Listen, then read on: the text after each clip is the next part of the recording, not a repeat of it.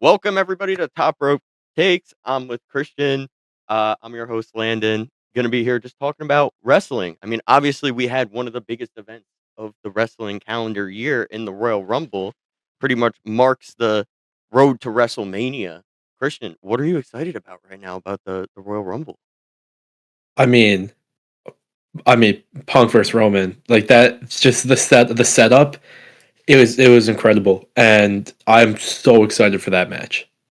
All right, so let's get a little bit more into the specifics of the Rumble. Start with the women's rumble. So, women's rumble was a little weird. Obviously, it was in Saudi, so the ring gear was a little weird.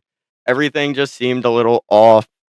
Um, I mean, Christian, like, walk me through a little bit, like, what you were feeling throughout the women's rumble. I mean, the whole time I noticed that the pacing was very, very bad. I remember we were watching it at one point. There were the same amount of people in the match that were eliminated, and it was about to be the 30th entrant. It was just that I didn't think the pacing was very good, but I thought the match overall was good. Yeah, I like the choreography. I mean, I like the entrance themselves. I think were good. Like there was maybe like one or two people talk about that in a little bit who I would have liked to see. Um, and To me, yeah, you mentioned there were 14 people in the ring when entrant number 30 was coming out, and, like, that's something usually WWE is really good with in Rumbles is that they don't because then it turns into a battle royal, and Yep. it's not really a Royal Rumble. So that was kinda disappointing, the fact that there were that many people in the ring, and then I think the ending was a little bit sloppy to me, but any standouts from those or actually, you know what? There's one more thing I really didn't like, and What's it has that? to do with pacing again. It's the fact that the entrants were not coming out every 2 minutes. Christian, like, how Yeah. was that, like, Yeah. with the watching experience for you? I mean, it was like there was such a big difference in every entrant that it was noticeable while we were watching. And then at one point, we tested to see how long, and it was like 2.5 minutes, and still nobody had come out. And if you're gonna do that, there's no reason for there to be 14 people in the ring. Yeah, I mean, you gotta really pick one or the other, and they did a really bad job at gauging not only how many people were in the ring and then how long it was taking for people to get to the ring. Um, but yeah, I'd say we could move on now a little bit to a standout. Christian, was there any women's wrestler that stood out in this Rumble to you? So honestly, it was a really tough decision because in my eyes there was two. There was Lash Legend and Sol Ruka. Lash Legend just looked dominant. She eliminated a bunch of I think she eliminated Charlotte. She eliminated both the Bella twins, and then two others. I'm off the top of my head. I can't remember. But they were big stars, and she just looked really dominant throughout the whole match. But then Sol Ruka made it to the final four, Yeah, and WWE likes to do in the women's rumble. I've noticed it definitely last year. They like to put an up and coming star in the final four, and then they throw that up and coming star in the elimination chamber, and it boosts them to like puts a rocket on their back, as Triple H likes to say. Last year it was Tiffany Stratton. This year it's going to be Sol Ruka. yeah. I mean, I took a little bit more of a different approach to this, and I really liked Raquel Rodriguez in this Rumble because I feel Yeah, like it moved the story of Raquel forward, and it kind of boosted the winner of the Rumble. And so going into the winner, obviously, like a big discussion after the Royal Rumble is if you agree with the winner or not. And Christian, with everything that happened with Raquel Rodriguez, and then even last night we saw some things happen or Monday night with the Vision, and if you know Liv Morgan and Raquel Rodriguez might not be aligned, like where does Roxanne's allegiance lie? Like how did Liv Morgan winning the Royal Rumble really shape how WWE is going to move forward in that women's division? well, I first of all, I think that this was absolutely 100% the correct winner. She's two-time runner-up. It was finally her time to win.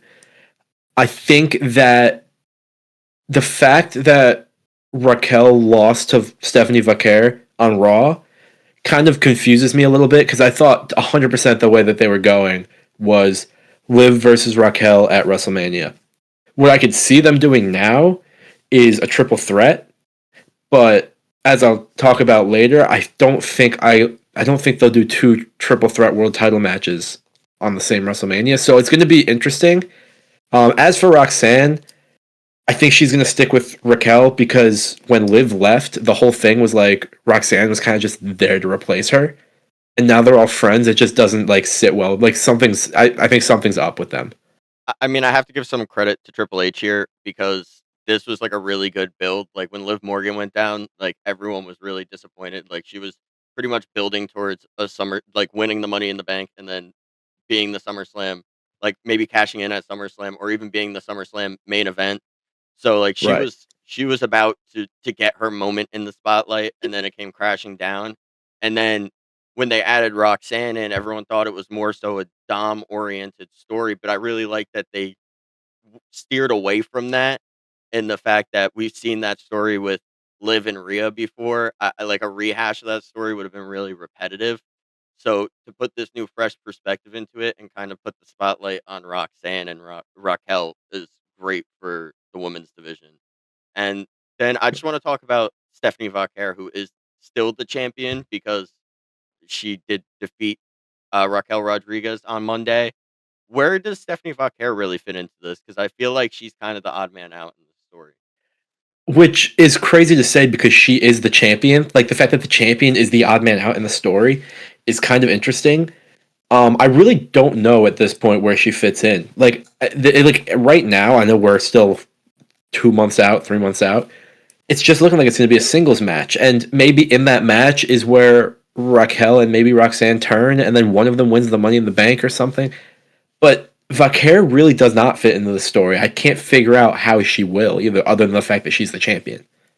Yeah, I see a lot of people putting the idea of a triple threat out there, but I'm not a huge fan of triple threats that there's an odd man out in because then it just becomes like it, she's not going to get like any in ring time. She'll probably have one on one, uh, you know, uh, fights with each one like within the match, Right. and then she's not really going to get the spotlight of all three in the ring at one time because I feel like it would just become the Liv and Raquel story.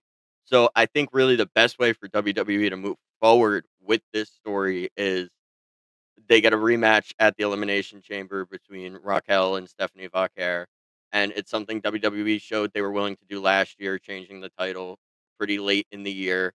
And at the Royal, not at the Royal Rumble, at the Elimination Chamber, Raquel versus Vaquer, and then Raquel wins because Raquel deserves her rematch because she did not lose clean on Monday. So I feel like it's warranted in the story standpoint and doesn't put Vaquer down. But I feel like it's going to do more damage if you make it a triple threat rather than just have Vaquer lose the championship before Yeah. Mania. I think the only right way, like you said, to do a triple threat is if all three people are involved in the same story. Like, think back to last year's WrestleMania with Punk, Roman, and Seth. That was a amazing story. That is why that triple threat worked. But I can't see a triple threat happening, and I agree that they could switch the title last minute, like they did last year with Io Sky.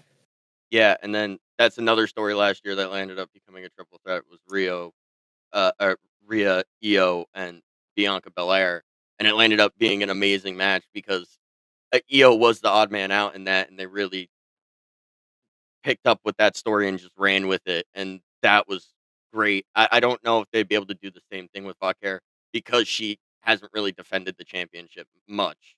Right. And even then, that's a good story for a triple threat, like acknowledging the odd man out. Like they don't generally do that, and I thought that that worked really well last year. All right, so we talked about the women's Royal Rumble. The men's Royal Rumble had a lot of moments, but one of them stuck out at the beginning. Um, and that was the masked man coming out and taking out Braun Breaker before he even entered. And a whole story beforehand was they flashed the graphic on the screen of Braun Breaker coming out at 1, and then Paul Heyman before in the pre-show was like, "Why is Braun Breaker 2 now? Like 1 is better than 2."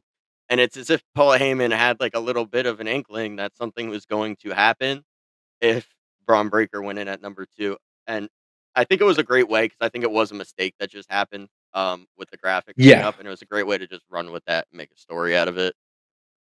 Um, I don't like Yeah. the fact that the Masked Man still isn't unmasked. I mean, I think it, we've seen this so many times where they just don't know when the momentum's hot. Th They have to take the black hoodie and ski masks away from Triple H. It's It's literally his favorite thing to do.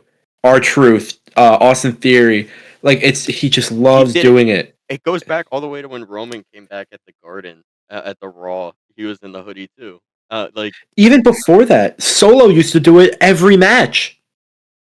Like whenever Roman was fighting, see a guy in a hoodie, it's one of the Usos or Solo every single time. and it was a Like complaint I think no, we had he needs even to take it away.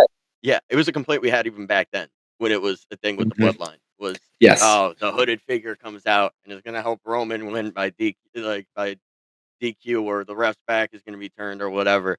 And now the he's using classic it. ref bump. Yeah. And it's just really weird that WWE is rehashing the same story. They did a great job on not rehashing the same story with the Judgment Day, but here they're kind of doing the opposite and it's confusing because the only way they could have done that right was to reveal who the Masked Man was the night of the Rumble or the Raw after Or on the Raw. Rumble. Yeah. But talking about the match itself, because the match itself was great. Christian, general likes and dislikes of the men's Rumble match. Um, my likes. I mean, the last couple years, the men's match. It's so star studded. It's amazing. It's always a good match. This year's was quick. It was under an hour, which doesn't usually happen. I think it was 56 minutes. The women's rumble was an hour 7. That doesn't happen a lot. Um, the main issue I had with this match, and it's the main issue a lot of people have with this match, was that Brock Lesnar got eliminated during Jay's entrance, and it was not even acknowledged on commentary. That was bad That because was really bad. and I know that that wasn't supposed to happen. Like that's like something where you see it and you're like, oh, like they're screaming in gorilla. Like that's not supposed to happen. I don't know if it was I don't know how like the communication goes in the Royal Rumble because like I know Punk was talking about how it's like in the Elimination Chamber that it's like pretty much just like a crapshoot, just and Yeah, fend for yourself kind of thing. it like I could just imagine how that's like in the Rumble. So I mean that's kind of forgivable to me, but I really wasn't. Yeah, I wasn't a fan of Brock eliminating Oba too. I didn't like that. So I actually have that written here as one of my likes Okay. because I think that that's an easy setup for a WrestleMania match. Oba versus Brock. Oba or Brock puts Oba Femi over, and I think that it boosts Oba Femi to the moon if he's not already there. He has, as we always say, he has infinite aura. Yeah, Oba Femi. he really does. Like I see them comparing it to when Rusev came up, or not Rusev, Ryback. When Ryback came up, Yeah, and I'm like, yeah, God, no, I'm like, God, no. But let's face it, Obafemi's got 10 times the talent Ryback ever had. So and no, and it wasn't just Ryback that they kind of used that strategy for. It was in 2003 Brock Lesnar. yeah, So that's what I think also makes it a good story, like Oba and Brock. And I think the match would be incredible. yeah, I agree. I think one thing I liked was the entrance. I liked the fact that they used the roster that they had, and they really didn't go with many surprises. And I know that's kind of Yes. a hot take, but they went with the roster they had, and they have a lot of stars on that roster, and they were able to utilize them well. Although last year, I feel like they utilized the storylines a lot better in the men's rumble, at least. Yeah. Yes, I Um, agree. I think the storylines that were built were better in the women's rumble this year than the men's. I Nothing really totally happened agree. other than Oba Brock. I totally agree, and I feel like they could still go places with the other women's title that Jade Cargill has, which I want to talk about later. Like, wait, like at the Yeah, very end of the yeah, show. Um, but another thing I wasn't a fan of was Gunther at 30. I get it. That guy's yeah. I didn't the like that ultimate either. heel, but it was just unnecessary to me. If he won, it's a different story. If he would have won the match. That's a different story. And But There was no need for him. It kind of made the ending for Roman a little weak, kind of. Um, but one moving on a little bit to one standout from the match. I'm pretty sure I know who you're gonna say. Obafemi. Yeah, He's just incredible. that's all I have written down. Like I was trying to think of someone else, and I'm like, it's really just Oba. Like Yeah. maybe you could say Logan Paul making it to the final four was kind of cool, but I wasn't a fan of that personally. Logan makes the Final Four every year. It was just the same thing over and over again. Like, oh, Logan's gonna make Yeah. the final four, but no one in their right Yeah, mind was like, everybody yeah. Logan's winning the Rumble. Like, no one was thinking that. So that's why I don't like it. Yeah, speaking of Logan, I think he's the masked man. I'm gonna be completely honest. I think he's the masked man. I think I do. so. I was watching the clip of when LA Knight was at Logan Paul's house, and LA Knight being involved in this storyline is kind of curious Yeah. to me. But I don't think Yeah. it's Logan. I think it's Jake. I think that LA Knight went to Jake Paul and was like, "Hey, you want to come beat up your brother?" And I I think that whoever was under that was not the same size as Jake Paul. yeah, maybe not. But but obviously he's under a mask. So they could do a reveal and it's Omos. And you could be like, "Oh, well, Yeah, you didn't know because he was under a mask." Like, yeah, that's the but thing with that, and we talked yeah. about that too while we were watching it. Yeah. Anyone you were disappointed that you didn't see make an appearance this Rumble? So I feel like the obvious answer for everybody is Chris Jericho, but to be disappointed means that at one point there was hope that he would show up. And by the time the Rumble started, I thought that there was no way that Jericho was going to show up. Yeah, My like real answer is Finn Balor. Like, straight up. Finn Balor should have been in the Rumble. yeah, I feel like it was a weak excuse to the fact that Finn Balor has a match lined up with Punk. I'm worried about that for other reasons. The fact that Finn Balor has a match with CM Punk, as it relates to the storyline with Roman Reigns, but I want to talk about that later too.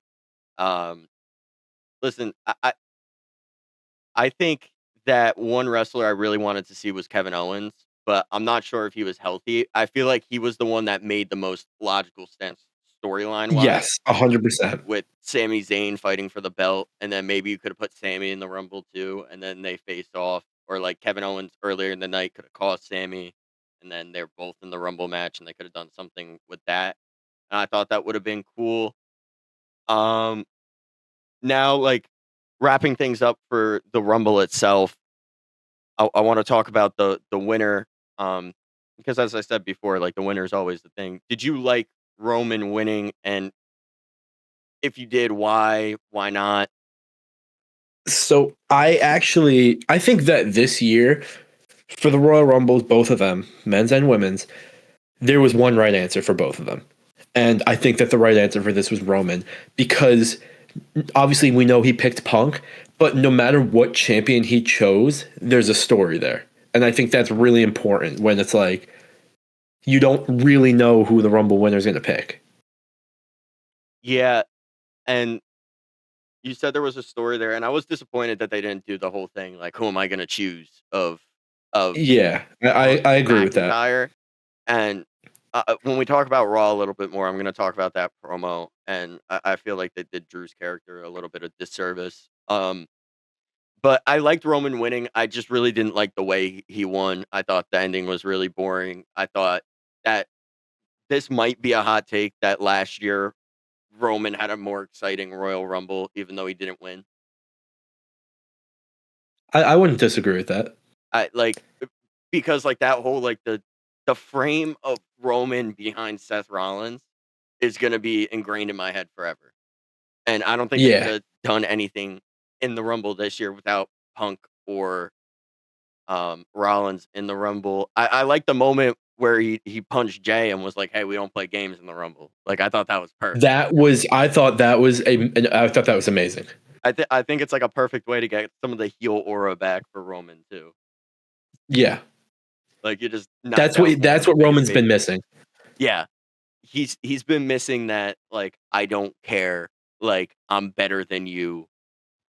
Like he lost a little bit of the Yeah, arrogance to his I was character. talking about that with Charlie when we were watching Raw. We were like, he needs to be a heel again. And when we talk about that promo, I think they did a great job at pretty much correcting Roman Reigns' character Yeah, just in that one I agree. promo. It was so good that they just yeah, when we talk about that. But overall, Yeah, I think the Royal Rumbles, both matches were a lot better than people are saying they were. I think people love to hate on Triple H, even when it's not necessary. yeah, I'm not the biggest Triple H fan, but I'm not gonna hate on him for doing things that are logical in the wrestling universe. Like, it's not like he's doing things that are completely crazy like last year with Jay winning the Rumble, like, that was controversial. That controversial is an understatement. And I think he wanted to play it safe this year because last year, obviously, he got a lot of backlash for that, Yeah, and he deserved it last year. But let's move on to another booking decision that was sad, but was really cool. Was seeing AJ Styles versus Gunther. Um, that match, first of all, went on a lot longer than I thought it was going to. I thought it was going to be pretty much a squash match. Um, I agree, but it was a good match, so I'm okay with it. yeah. So, like, what were some things in that match, like specifically, that you liked? Well, overall, I thought it was a good match. I want to talk about the ending. It was just it ended how people wanted the John Cena match to end. But now that I've had some time to think about it, both stories made sense. Cena knew he was retiring and he accepted it. AJ fought as hard as possible to not retire. He fought as much as he could and he did not tap. He passed out because he did not want his career to end. And I think that it was the perfect way to tell that story. I think in a few years, people are going to look back on the John Cena retirement match a lot differently. Um, I agree. I think that's going to be a lot of. It's going to depend a lot on what they do with Gunther's character, and I think right now they're on the right path. But yeah, the ending I thought was amazing for AJ. I think I I, I want to talk a little bit about him not leaving the gloves in the ring because it does keep the door open for like a possible him going to another company. Do you see him going to TNA or AEW? I think that this is all going to lead to another TNA run. I got my little TNA shirt on right now. I think it's going to lead to a TNA run. Um, I think there's no reason for him not to leave the gloves in the ring, unless it was for quote unquote subtle foreshadowing. I think that whether it's AEW or TNA, I think he's going somewhere. I just think it's gonna be TNA. I think it's going to be TNA too. And your brother was talking about like it doesn't really make sense. Like TNA is like partnered with WWE now, and I disagree with that It's different because contracts. right, It's completely different. like we saw Joe Hendry like in TNA and then in NXT, completely not completely different, but like the stories were separate. Like they weren't Yeah, the same. So it's not like he's going to be interacting with the same people. Like this was the it's sad. It was the end of his WWE run. Like it doesn't take anything away from that to me. yeah. Um, Like Ric Flair was retired for a couple weeks, and he showed up in TNA. Obviously, there was no partnership between them and WWE, but I don't think that's going to stop AJ. no, 100% not. And when we were at the TNA Slammiversary earlier this year, I think that was the biggest hint for me when he came out just for the entrance, and then he kind of set up like maybe like a storyline he could go with, and it's a great storyline. I can't remember who it was against, but they're two TNA like greats, and they've had feuds in the past. Frankie Kazarian. Yeah, and they've had feuds in the Yeah. past, and I think that Yep. would be great. I think that would be a great like swan song for him in TNA too. Like if they just Yeah, want to I do like agree. a one off match, I think that'd be cool. Yeah, I and think he showed up at the last TNA pay per view and confronted Frankie Kazarian again. So they're really trying okay, to tease this. okay, and I think like my biggest gripe with the whole AJ match is the fact that it happened in Saudi, and it like it would have had more of an effect if it was in the U.S. Like to say it wouldn't is just silly. Like there's Like nothing. like as like Colin said, he probably said to Triple H, "I want to retire at the Royal Rumble this year, and even before it was known that it was going to be in Saudi, I want to retire at the Royal Rumble this year. And Triple H is like, "Oh, right, well, it's going to be in Saudi, so if you really want that, go for it." Yeah, And and Styles really thought about it and was like, "All right, if I have to." And his family wasn't even there. I think that was yeah, a little that's weird. that's something I wanted to talk about too, was the fact that there were rumors that his contract was up in February. Um, so Yeah. he might have had no choice. He might have had to re-up for the whole other year, and he didn't want to do that, and so he chose to just end his career when this contract was up. Like, Yeah. it, AJ's been doing this a long time, and he knows what his body can do, and probably thought it was the end of the road. And if he wants to do a final run in TNA, he has to preserve whatever he has left in the tank. Um, Yeah, and I think that if he does do a final run in TNA, he might have another WWE match. Might.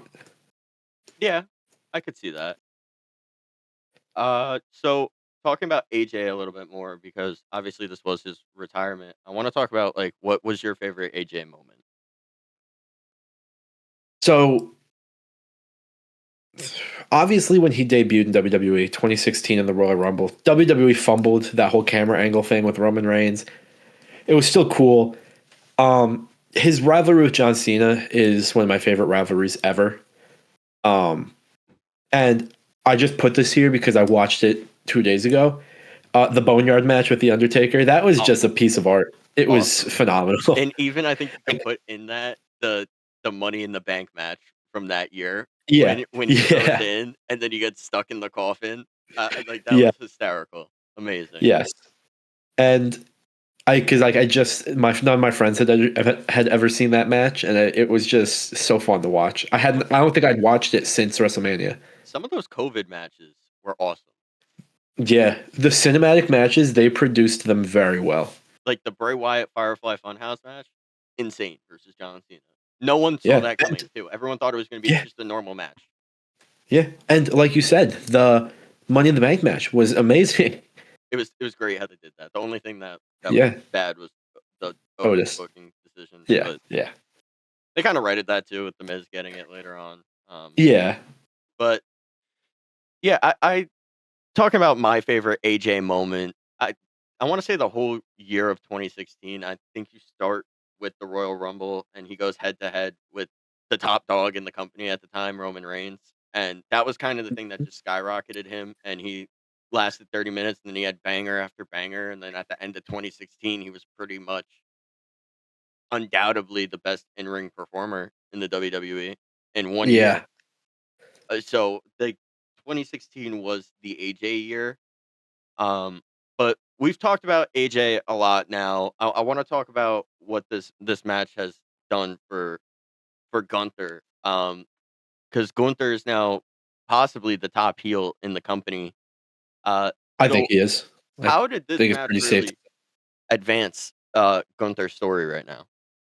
I mean, it builds up his story as the career killer.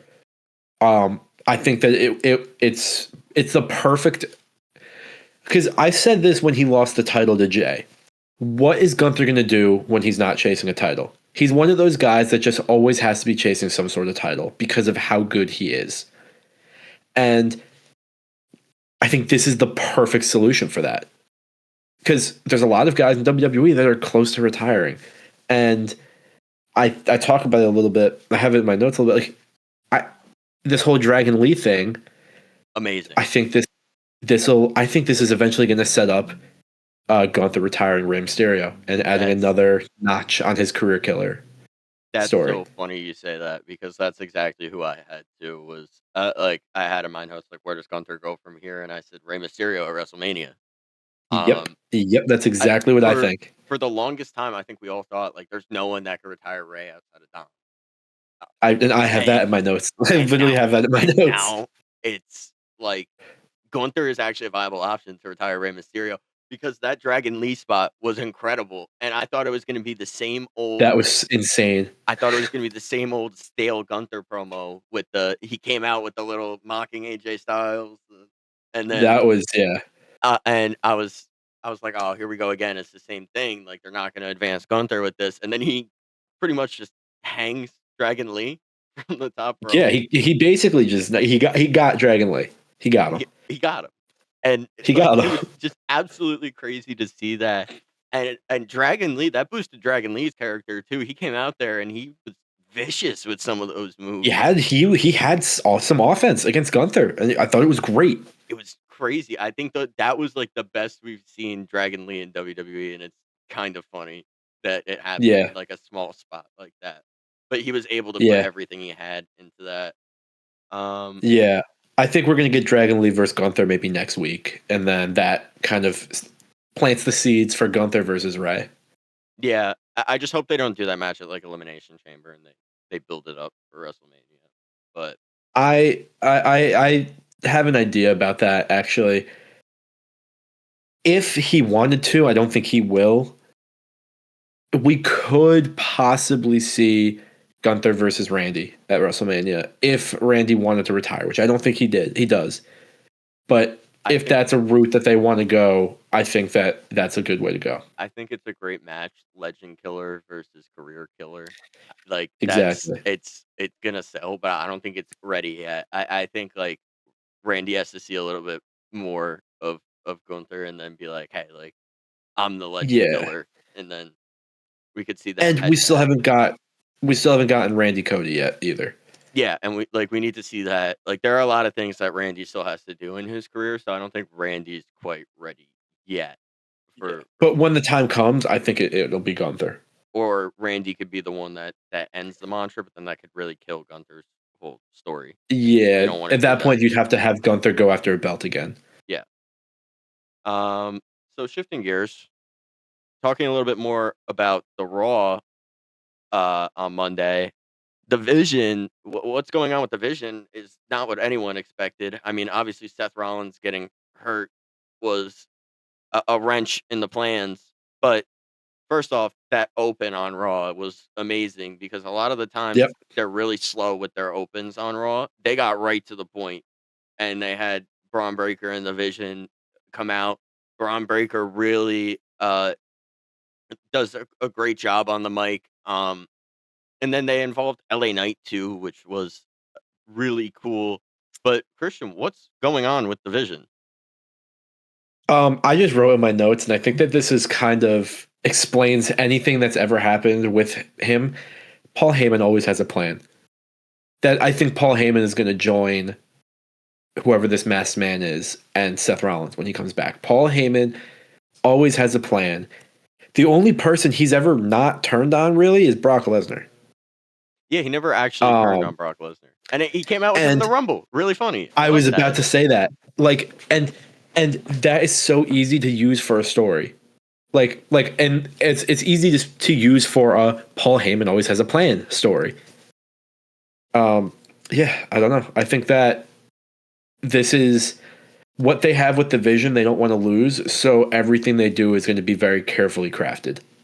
I mean, it has to be because, and I mean, involving LA Knight in this story a is cool. I mean, I feel like LA Knight's always involved with the big factions, which kind of sucks Yeah, for LA but Knight.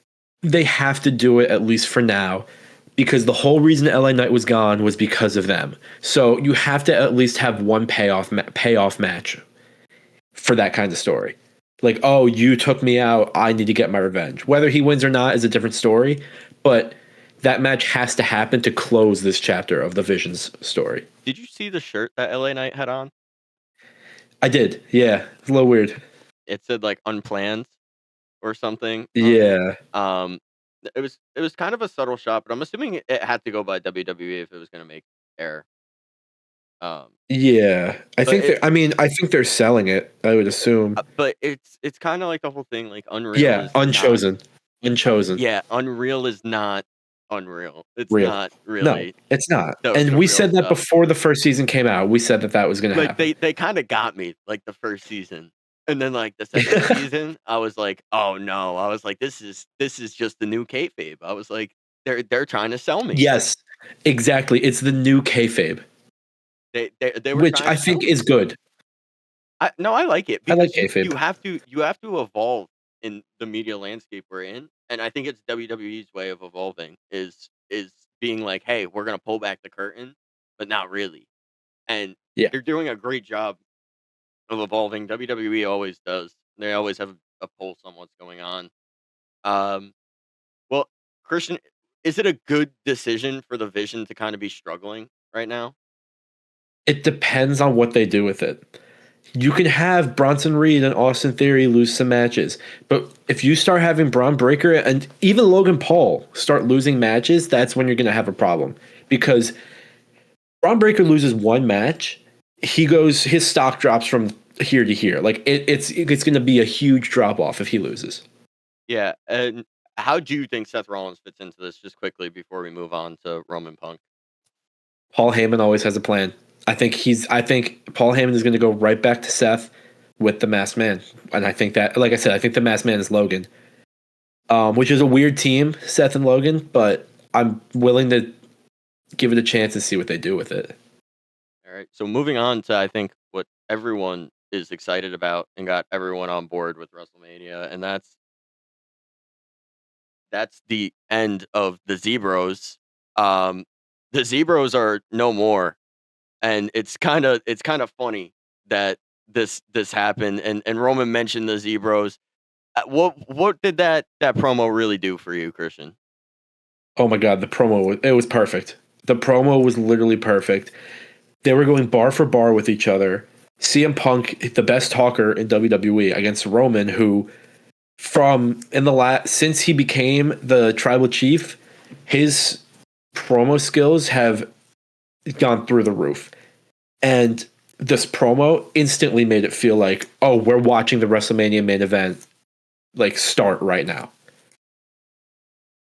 Yeah. Sorry, I had a little bit of difficulties with the lower third graphic. I was trying to fix those. Sorry about that for anyone that's watching, but I didn't put the bar in, and it was really funny, so I needed it to make it, and it was the Zebros are no more. So that promo I really liked, but there are some things I'm worried about, and it's the fact that Roman did the promo so early. Um, because with Finn Balor pretty much being guaranteed a title shot with CM Punk, it makes me think that CM Punk is going to be busy with Finn Balor while Roman Reigns is away for probably like 3 weeks to a month, and then we won't see Roman again till like after the Chamber, and then we won't see him again until like right before Mania. And that's what really worries me is how are they going to be able to build this story with Roman possibly being part time? Uh, I mean, listen, they did it last year with Cody Cena. They were able to build it with Cena not being there all the time. And I think that the Were setup they is going to be though? very similar. I thought they were. I mean, with it all got messed up because of Cena's heel turn. Like I that literally screwed everything up. Yeah, Um,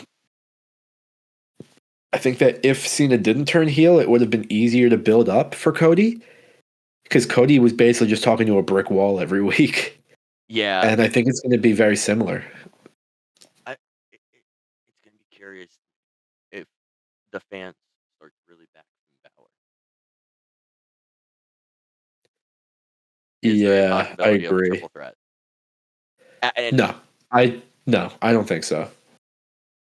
I feel like it would ruin the match, but Triple H has showed like when the fans start to like back someone, and it's gonna worry me because I feel like the fans are already starting with like, oh my god, Mr. Iguana over Finn Balor in the Royal Rumble, Yeah. and I'm like, Mr. Iguana was obviously gonna be in the Royal Rumble. Guy's got a cool iguana. Yeah, like we said it even before the Rumble started that we knew he was going to be in it. Yeah, everyone knew that Mr. Iguana was going to be in the Rumble. Like Finn Balor did not, in my opinion, didn't really get robbed of being in the Royal Rumble. I know you disagree with that, but um, I think the only other question I have with this feud in general is how does WWE build this feud without Paul Heyman? Because Paul Heyman was obviously the catalyst of this feud last year. I actually think it's pretty easy. These guys are incredible on the mic and they are incredible wrestlers. I don't think you need Paul Heyman as a middleman as much this year because now the story is in the championship. Last year they needed Paul Heyman was the story, which, like I said at the start of the episode, that's what made it such a good triple threat match. There was a story for all three guys, and it was Paul Heyman. I don't think this story needs Paul Heyman because there's a title involved. Paul Heyman was basically the championship in that Yeah, match. kind of the custody of Paul Heyman last year. Basically, yes. And then actually there was one more thing I didn't like, and it was the fact that they kind of little broed Drew McIntyre in this promo. Yeah. Um, Yeah, that was a little messed up. I didn't like the fact that they tore him down because he has his own feud to build with Cody Rhodes and Jacob Fatu. I didn't see the need if we weren't gonna go after Drew McIntyre's title. Like, why even really bring him up? Besides the fact that they both have ties to him, they kind of Yeah. like had like a size competition of who beat Drew McIntyre. Yeah. Yeah, and like who beat Drew McIntyre better, and it was a little weird. That was the one thing I Yeah, like Drew has nothing to do with the story. no, he doesn't. Like Drew is busy with it. They could have done something with Drew if they wanted to, and I would have been perfectly fine with that. But they chose to go the other way. So I think to mention him in the promo was a little weird and a little bit of a cheap shot. But I was gonna say it was a cheap shot. yeah, but the bottom line I think from this promo is that now the world heavyweight title is the A tier championship. Um, Yeah, they made that that's very clear, which once again is messed up for Drew. But they yeah they I mean, they took it off of Cody for a reason because I think they knew that Roman was gonna go after the world heavyweight title, and yeah. I don't think the Universal title or whatever it's called now, the undisputed title, really lost much from that. But No, I don't think so. it was a little weird. I mean, Netflix obviously is the bigger draw. SmackDown has been getting better though. Yeah. So I bottom just don't line, like the SmackDowns back to 3 hours. you don't like it? I like it. No, it's too long. And sometimes I forget that it's 3 hours and I'll be like, why has the main event not started? It's 9:30, Yeah, nine I did that. 45. I did that the other week. I did too. But just to wrap things up, we're gonna switch gears to WrestleMania, where obviously we have one main event, pretty much Roman Reigns versus CM Punk. But I want to talk about just the predictions for both nights because, like obviously, like night one is up in the air. I don't know if it's guaranteed that the Cody triple threat is gonna get the night one main event. I think that if it is a triple threat, it will get the main event. I honestly, I think that belt will get the main event of night one, no matter what. Just because as of right now, there's no story I could see that is worthy of getting that spot. Um, There's one story. I what? What It's story did you not Seth quite versus Braun? made yet. So Seth and Braun Breaker? no, Bianca Belair is Okay, that still was gonna nowhere be to the be other found. thing. That was And actually I have that last here. year we had Jade Cargill come back at Elimination Chamber and take out Naomi. So Yeah. what if we see Bianca Belair come out? Let's say Jade Cargill might have a championship match at Elimination Chamber. We don't know. And she comes out and interferes in that match. You automatically have a WrestleMania match with Jade Cargill and Bianca Belair. I think it's a match everyone's been looking forward to. Um, so that's my pick I for just night had one. okay, so I actually just had an idea. Mhm. So obviously the winner of the Elimination Chamber fights the other champion. That's how it always works. I think Cody's going to win the men's one, but all day I've been trying to figure out how do they get Bianca in that chamber unless they just do a random return on Raw. What if the Mystery. winner of the Elimination Chamber does not go after Jade Cargill, and the winner of the Elimination Chamber is Raquel Rodriguez, and then that's how you set up the triple threat with Fuck Hair and Liv. And then you have Bianca return and just attack Cargill, and then that's how you get that match. I kind of like that, but what? Just to wrap things up, like in whole here, because we've been going for about 45 minutes. Yeah. What does WWE have to do to make sure this road to WrestleMania is successful? Because obviously we saw some things happen last year that made WrestleMania not as good as it could have been. Um, there's some matches that you should set up that should happen at WrestleMania. One of them is Finn Balor versus Dominic. Like maybe because I think Balor is going to fight Punk at the Elimination Chamber. Punk has to have a match in Chicago. Balor's the perfect person to do it. Easy story. You got a match in your hometown. I want a match in my hometown. If you get this rematch, it has to be in my hometown. And I think we could see Dom cost Finn that match, and then that's bang. You got an easy Dom versus Finn for the belt at Mania.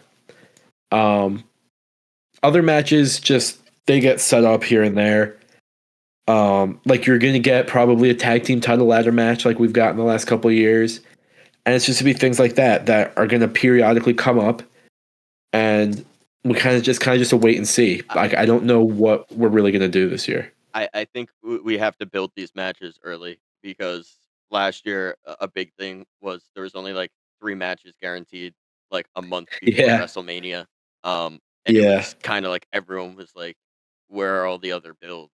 And then they came and they had a War Raiders ad match pretty much for Clash of Clans instead that of the was tag team title match. So making the smart decisions, I think not going after money, and a lot of that's gonna have to do with TKO. Um, but it's gonna be a wait and see. Christian, this has been an awesome episode, first episode of Top Rope Takes. We'll that see you was fun. guys. I love this. I love this too. Probably be back in around 2 weeks. Talk about Yep. maybe what's going on in WWE, or maybe we'll shift gears to the indies like TNA and AEW. It's unclear as to what we're gonna do every 2 weeks, but the aim is to release episodes every 2 weeks. All right. So Yep. that's been Top Rope Takes, and we'll see you guys soon. See you guys.